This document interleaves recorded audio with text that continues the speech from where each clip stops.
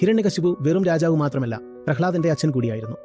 ആ കൊച്ചു പയ്യൻ പറഞ്ഞത്, നീ എന്റെ രാജാവായാലും അച്ഛനായാലും ഞാൻ നിന്റെ കൂടെ വരില്ലെന്ന്. ആദ്യം അവനെ ഒരുപാട് പ്രലോഭിപ്പിക്കുകയും ഭീഷണിപ്പെടുത്തുകയും ചെയ്തു. എന്നിട്ടും അവൻ കേട്ടില്ല.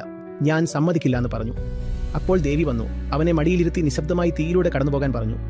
അപ്പോൾ അമ്മായി അവനെയും കൊണ്ട് തീയിലൂടെ പുറത്തേക്ക് പോയപ്പോൾ ആരോ പറയുന്നത് പോലെ അമ്മായി ധരിച്ചിരുന്ന വസ്ത്രം പറന്ന് പ്രഹ്ലാദന്റെ മേൽ വീണു. അങ്ങനെ പ്രഹ്ലാദൻ രക്ഷപ്പെട്ടു. അമ്മായിക്ക് ഒരുപാട് മുറിവുകൾ ഉണ്ടായിരിക്കും, ഒരുപാട് വെന്തുപോയിട്ടുണ്ടാകും. അതിനാൽ അമ്മായി മരിച്ചുപോയി. ഇപ്പോൾ രാജാവിന് ദേഷ്യം വന്നു. ഒരു ഇരുമ്പ് തൂൺ നന്നായി ചൂടാക്കാൻ പറഞ്ഞു. ആ കൊച്ചു പയ്യന് പേടി തോന്നിയിട്ടുണ്ടാകും. എന്തായാലും പ്രഹ്ലാദൻ പറഞ്ഞു ശരി, പക്ഷേ നിങ്ങളെ ദൈവമായി അംഗീകരിക്കില്ലാന്ന്. അങ്ങനെ അവൻ ആ തൂണിനടുത്തേക്ക് പോയി. പിന്നെ കഥയിൽ പറയുന്നത് പോലെ ആ തൂണിൽ നിന്ന് പകുതി സിംഹവും പകുതി മനുഷ്യനുമായ ഒരു ജീവി പ്രത്യക്ഷപ്പെട്ടു. അത് സന്ധ്യാസമയമായിരുന്നു, പകലും രാത്രിയുമില്ലാത്ത സമയം. അവൻ ഹിരണ്യകശിപുവിനെ പിടിച്ച് മടിയിൽ കിടത്തി. അതായത്, നിങ്ങൾ വായുവിലുമല്ല ഭൂമിയിലുമല്ല, ആയുധം കൊണ്ടോ വാൾ കൊണ്ടോ മരിക്കില്ല എന്നുമുണ്ടായിരുന്നു.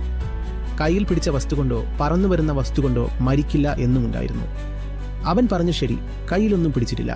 അവൻ തന്റെ നഖങ്ങൾ കൊണ്ട് കീറിക്കൊന്നു. ഈ കഥയ്ക്കും ഈ ഉത്സവത്തിനും ചിക്കനുമായും മദ്യവുമായും എന്താണ് ബന്ധമെന്ന് എനിക്ക് വിശദീകരിച്ചു തരൂ. നിങ്ങൾ ഒരു കൊച്ചുകുട്ടിയുടെ ലാളിത്യത്തിന്റെ വിജയമാണ് ആഘോഷിക്കുന്നത്. നിങ്ങൾ ഒരു ക്രൂരനായ ചക്രവർത്തിയുടെ അഹങ്കാരത്തിന്റെയും തന്ത്രത്തിന്റെയും പരാജയത്തിന്റെ മഹത്വമാണ് ആഘോഷിക്കുന്നത്. ഇതിൽ ചിക്കനും മദ്യവും എവിടെ നിന്ന് വന്നു?